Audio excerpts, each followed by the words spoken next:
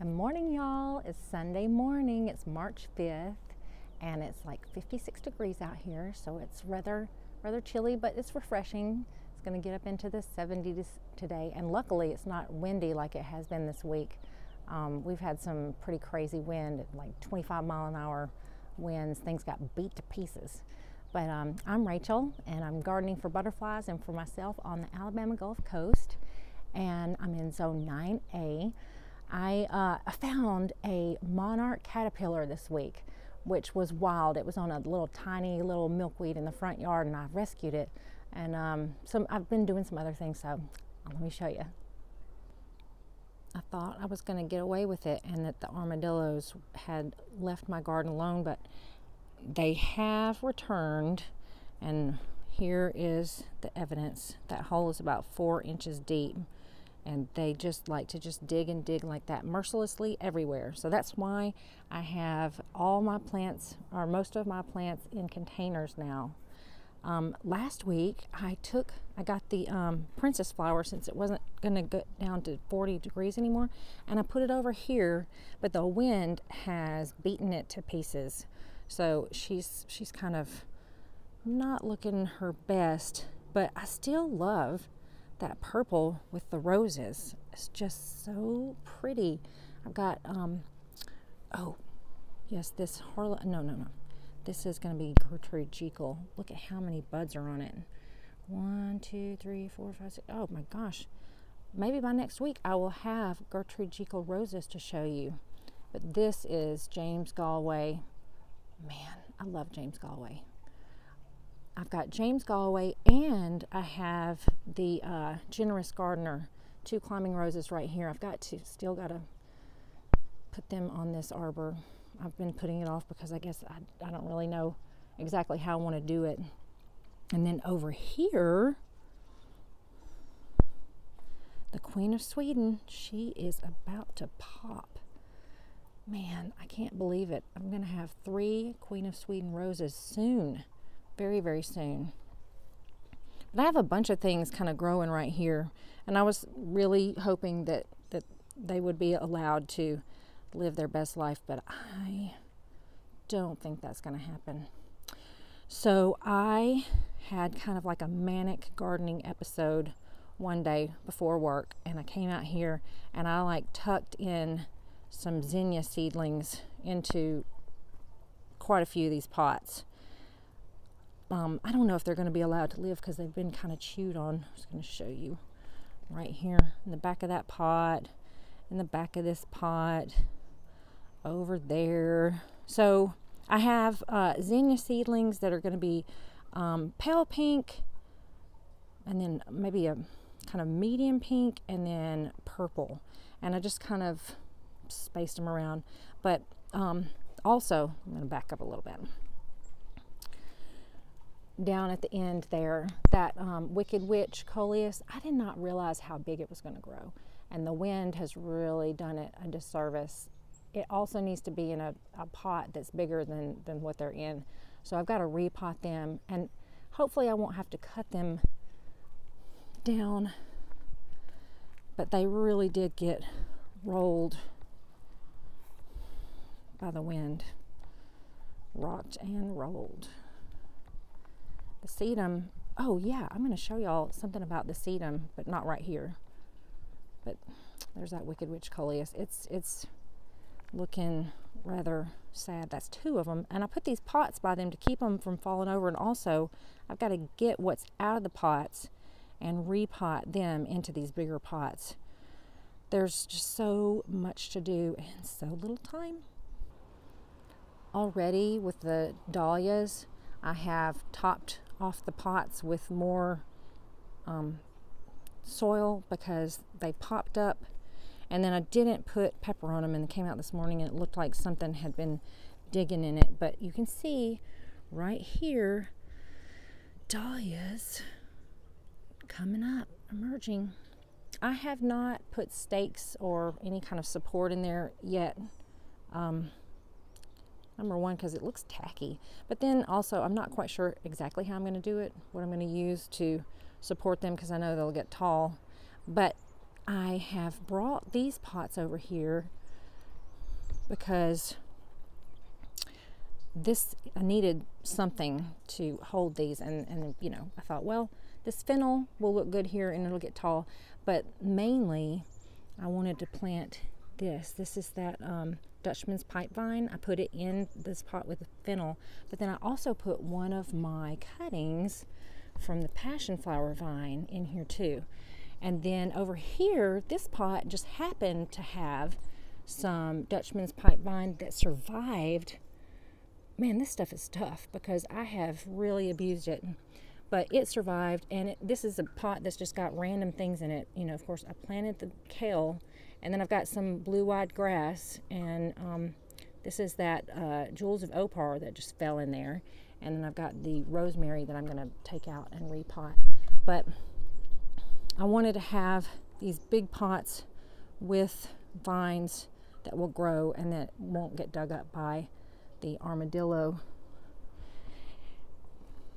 So hopefully I'm going to have some carrot flowers soon. I've got to rearrange this. It's once it gets a little bit bigger and grown out, I think it's gonna look better. I need more of the colors to pop out. Right now, looking at it in the phone like this, it just looks kind of messy and weird. But yeah, and then of course now I've got the orange of the nasturtium, and orange does not belong back here, but isn't she pretty? Just so lovely and just so cheerful. And because she will not stay through the heat, I'm just leaving her there because you know, she's making me happy. Not that all orange would make me happy, just the nasturtium making me happy.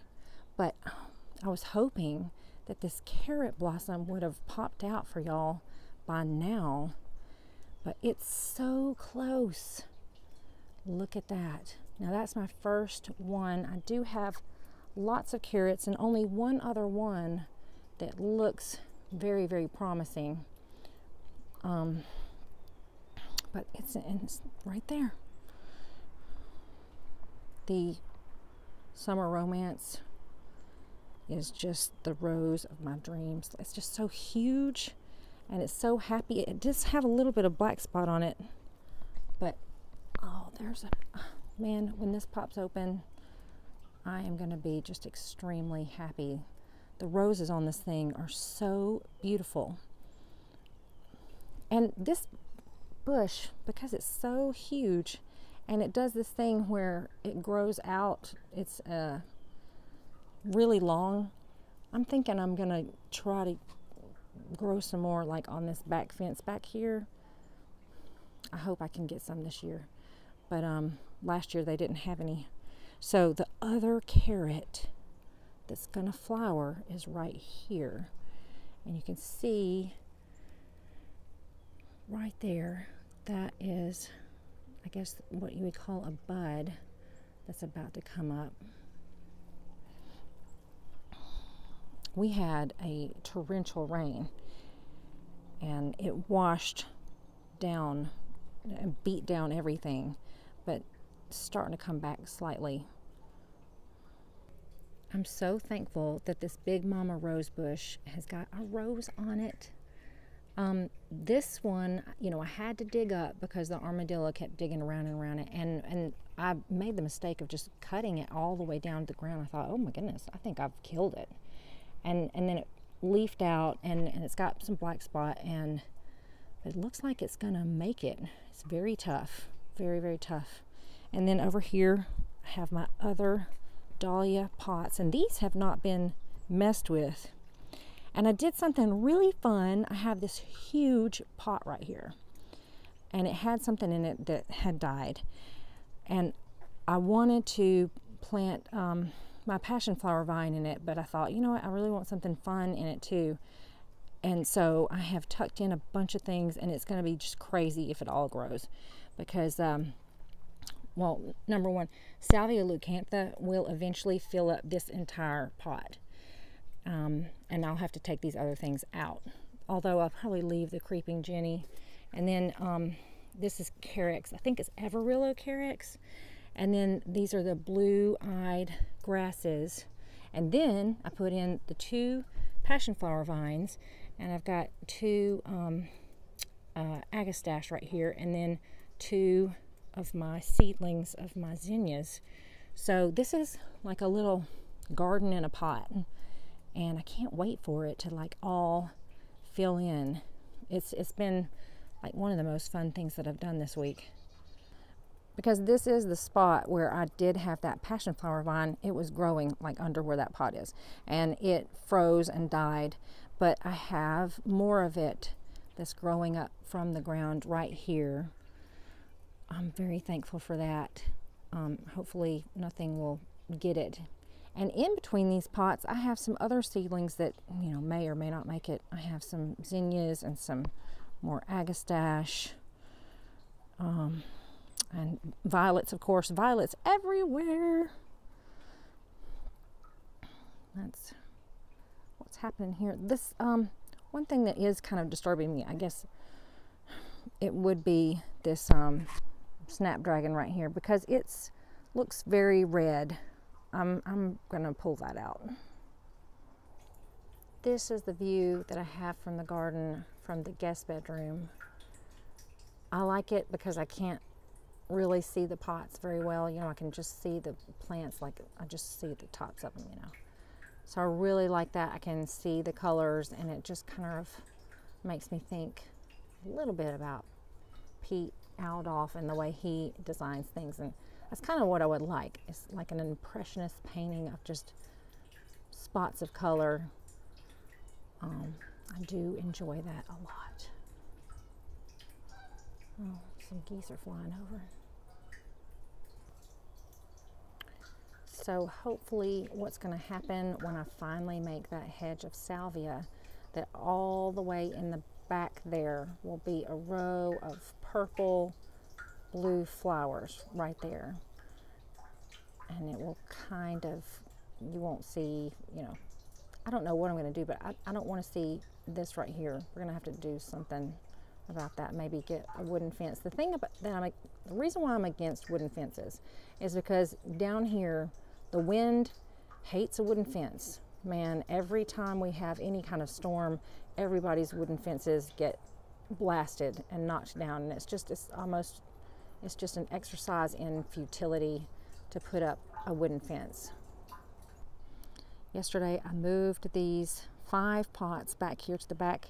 I was hoping to leave them out a little closer away from the fence, but I'm really going to need to plant my purple hyacinth bean vine in those pots so that it won't be dug up by the armadillos. And I'm hoping that the grass, that's lemongrass in those pots, that it'll get enough sun right here, because there's a lot of shade that comes down from this direction, and I don't want them to not have enough sun. But this right here, this pot of milkweed, is the milkweed that I put the caterpillar in when I discovered it, and it's probably turned into a chrysalis already. I haven't seen the chrysalis, but it was such a big caterpillar, and I'm so thankful that I've got this swamp milkweed because it's huge. And I have seen a few monarchs around, but I didn't get shots of them. But they are here, y'all. I can't remember when I put these little sprigs of sedum in these pots. Maybe it was a week ago, maybe it was 2 weeks. But look, they seem to really like it. I popped the top off that one and laid it in there. It didn't like that. I don't know. They are living. They're all living. I'm not sure exactly what they're gonna do. I don't know if they'll sprout side shoots or what. And these are the verbena that I found growing in the grass, and I rescued them and dug them up. I've got 3 of them. 1, 2, 3. They were just kind of growing in the weeds. I hope that I can keep them alive because I do really like them. They're just so airy and fun, and last year I enjoyed them so much. So my seedlings, I took them, a lot of them out, and potted them up in these pots. I've got some zinnias and stuff because they had overgrown their little nursery. And then I left my other seedlings out, and when it rained, the rain well, I gotta show you, it's sad. Beat them to pieces. And then something else has been snacking on them. So I might have to just restart a lot of this stuff, which just does break my heart. But you know what? Don't count your seedlings before you pot them up. The kale is doing well. I'm going to drag every pot that I have is going to go into that little space in the garden in the back, and I've got some more pots in the front that I've got to take things out of and plant out, and then I'm going to bring them in the back too, because it's just going to be a push with everything I've got for the backyard to fill it in. Because look at all these things that I've got to put them somewhere. They can't live here forever. They a lot of them, when I pick them up, they have already begun to grow into the ground, and they're like stuck to the ground. Let's see if I've got this one. Oh, that one's not good. Okay, make me a liar. But seriously, they're like escaping the pots. So I got to do something with them, but I am excited because there's just so much here to work with. You know, I wanted to talk about this purple millet. I've been wanting to grow this for a really long time, and I can't believe that these things are actually this healthy and happy. I hope that they will grow big and strong. Casey from the Lawrence Farm and Garden, she grows them every year, and they're so good for the birds, but also they're just an interesting shape. Yeah. Desdemona looking gorgeous. It's so funny. Every rose that I'm looking at the moment is my favorite rose. That is how I operate. It's rare that the sun is shining while I'm doing this video. It's been so overcast. I'm really liking the sun shining down this corridor. Something that I never considered until I saw something in a video about butterflies from, I think it's the Wild Floridian, said that they like to have like open spaces to fly through. So I'm hoping that just having this area right here where they feel like they can escape if they need to and just dip in and get a little bit of nectar. I'm hoping that this might be more conducive to having more butterflies feeling more welcome and safe.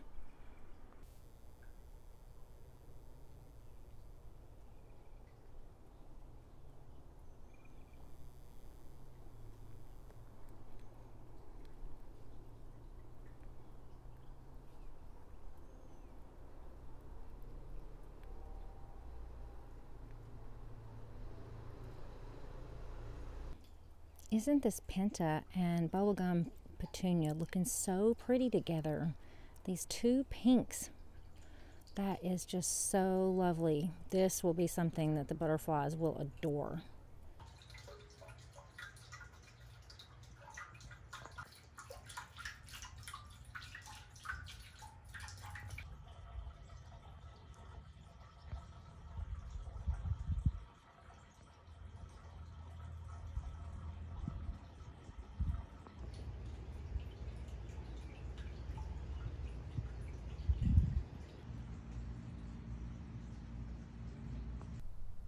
Look at this crazy Monarch Butterfly caterpillar eating the last remnants of this tiny piece of milkweed.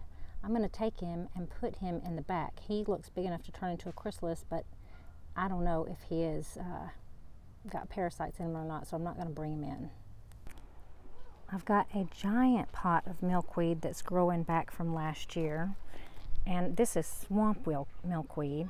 I'm going to put him in here so that he can finish eating all the snacks here, have plenty, and hopefully form a chrysalis somewhere around here.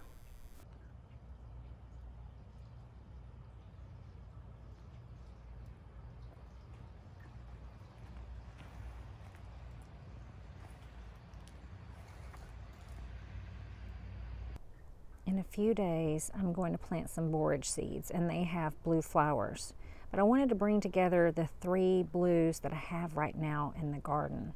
This plumbago at the top, here I'm shaking it, and then the blue-eyed grass, and then the Blue My Mind Morning Glory. So I have 3 blues. Blues are hard to come by in the garden. Once the borage is growing, I'm going to gather all 4 of these together and have like a little blue spot.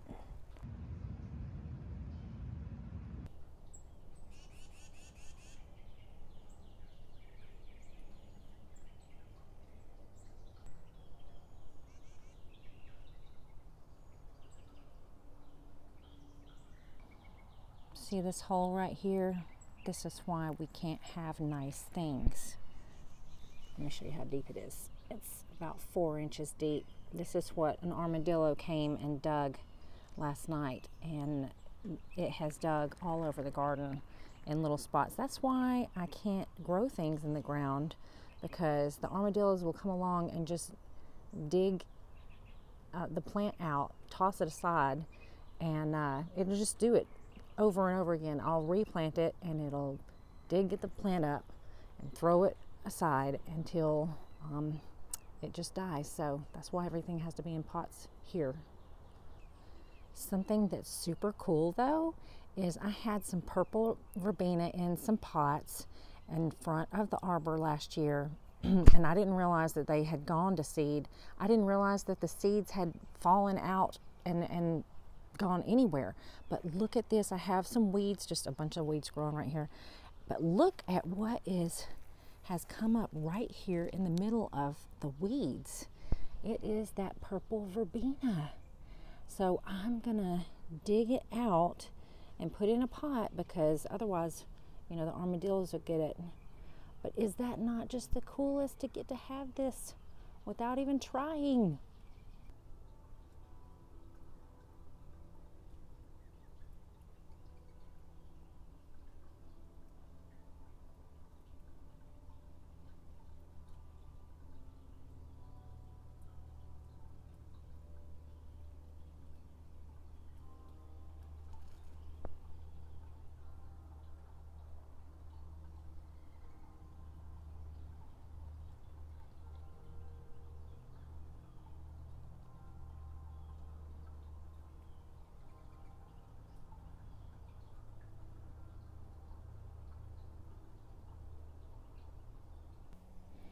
Thank y'all so much for coming with me to look in my garden. I am so excited that spring is, I mean, it's official on the 20th, but for me, it feels like it's finally here, and I can safely do everything that I wanted to do. But I hope that things are going well with y'all, and that y'all are having adventures in the garden, and let's just play outside, y'all. So God bless you, and have a great week, and I will talk to you soon. Bye.